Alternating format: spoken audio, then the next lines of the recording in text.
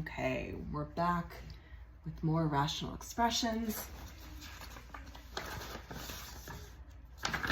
And we are now on to adding and subtracting. So in number 11, I notice I have the same base. When we have the same base, we can just go ahead and combine the numerator, or like terms, right? I've got 3x and x, and I have a constant of 10 and 18. So I'm going to add those all up together, and we're going to keep the base the same. The base does not change. This is just like adding 3 over 2 plus 2 over 2. The bottom doesn't change. We only add the numerators. So 3x plus x gives us 4x. 10 plus 18 gives us 28. We're going to end up fully factoring these. So this is a difference of squares, and here we have a greatest common factor. So we're going to pull out the greatest common factor. We'll get x plus 7. Our denominator is a difference of squares, x plus 7, x minus 7. These cross out, and we get 4 over x minus 7. Here I also have a common denominator. The only difference here is that I have subtraction. And when we have subtraction, we have to make sure that we change both the signs of the second thing here. We're distributing that negative. If you want, you can rewrite that. N squared plus 7n minus 16. And then we're going to combine our like terms and go ahead and factor both of these. So the top is n squared plus 6n minus 16. And we're going to go ahead and factor both of these. We're looking for two numbers that multiply to negative 16, but they add up to a positive 6. One's positive, one's negative. The middle term tells us the sign of the bigger factor. So we're going to do n plus 8 and minus 2. In the denominator, we're looking for two numbers that multiply to negative 32 and add to a positive 4. One's negative, one's positive. The middle term tells us the sign of the bigger factor. So again, we'll have n plus 8 and minus 4. These are going to cancel out. We'll just be left with n minus 2 over n minus 4. Okay, in number 13, our bases are not like. So the question we have to ask ourselves is, obviously this is a smaller number than this. What do I need to multiply this by to get it to equal this? Well, if I multiply 2z times 9, I'll get 18z, and that will make me have a like denominator. So what I'm going to do to the second fraction is I'm going to multiply by 9 over 9.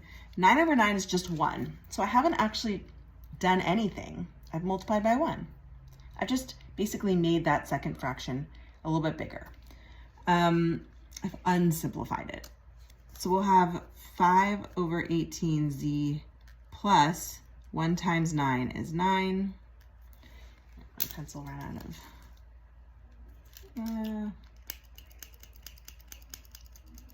technical issues. 9.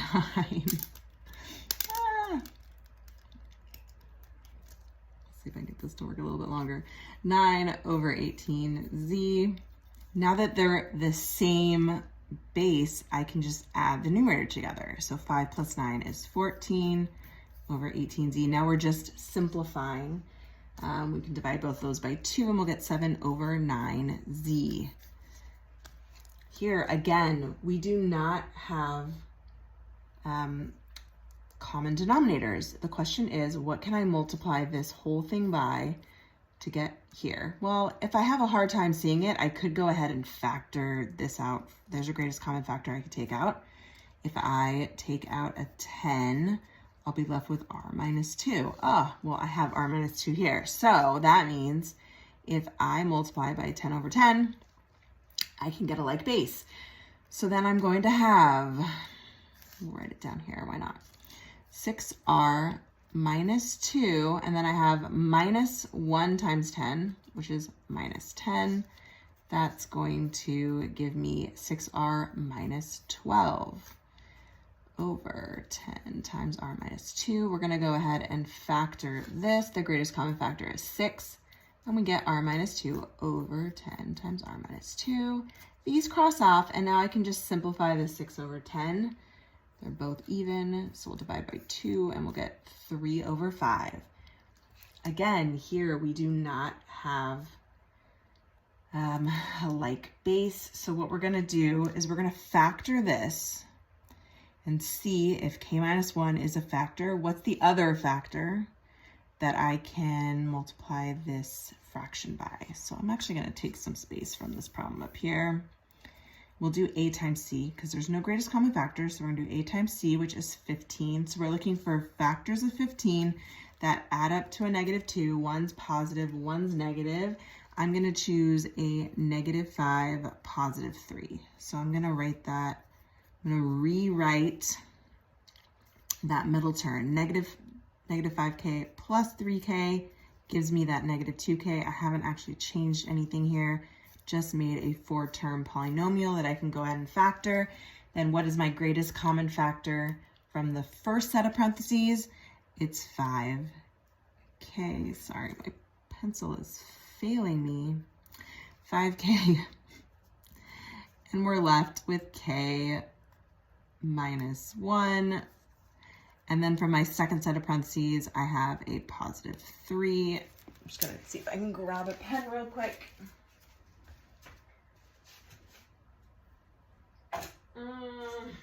Here we go. I can pull out a +3. What's left over? K minus 1. That's great because those are matching parentheses. What's left over goes in one of those sets of parentheses, and my matching parentheses go in the other. So I can see that k minus 1 is indeed a factor here. So what do I need to multiply my second fraction by in order to get a common denominator? 5k plus 3 on the top and the bottom, because 5k plus 3 over 5k plus 3 is really just 1. So I'm just expanding this, not actually changing it. Okay, so once I do that, this is my common denominator, and 1 times 5k plus 3 is just 5k plus 3, so I'm just going to add these together. Plus 1 plus 5k plus 3, and we're going to go ahead and add our like terms together. So we have a negative 10k and a positive 5k, and then we have a 1 and a 3 that we need to add together. So we're going to get k squared minus 5k plus 4, and that's all over our already factored denominator. Now here in the numerator, I'm looking for two numbers that multiply to 4 and add up to -5. Because this is a positive constant, it tells me that both of the signs of the factors are the same. We look to the middle to tell us which sign it's negative. So I'm going to go with k minus 4, k minus 1 over 5k minus 3, k minus 1. We're going to be able to cross those out, and we'll have k minus 4 over 5k minus 3. Final answer. Cannot be simplified further. Okay, same thing is going on here, except now we have an addition and division. PEMDAS tells us that we're going to do the division first, and then we're going to add. So I'm going to kind of just add this here. I'm going to rewrite this division problem. We're going to take the reciprocal of the second fraction, and then we're going to multiply. So this is times v squared plus 2v minus 3 over v squared minus v minus 12. All we've done is flipped that. And now we're going to fully factor both of these and see if we can cross some stuff out before we have to add in anything else. Okay, so just thinking how I'm going to not run out of room here. We're going to, let's just take up some room down here. Okay, we're going to keep this. Now 5v minus 11, 5 and 11 are prime. Can't factor that any further. But the denominator, I'm looking for two numbers that multiply to 5 add to a positive 4. One's positive, one's negative. I'm thinking v plus 5, v minus 1. Over here, I'm looking for two numbers that multiply to negative 3, but add up to a positive 2. I'm going to do v plus 3, v minus 1. And in the bottom, looking for two numbers that multiply to negative 12 and add up to negative 1. We've got v minus 4, v plus 3. And now we get to, between the multiplication, cross some stuff off. V plus 3, v plus 3, v minus 1, v minus 1. That looks like all we can do. Now we're left with the problem v plus 1 over v plus 5 plus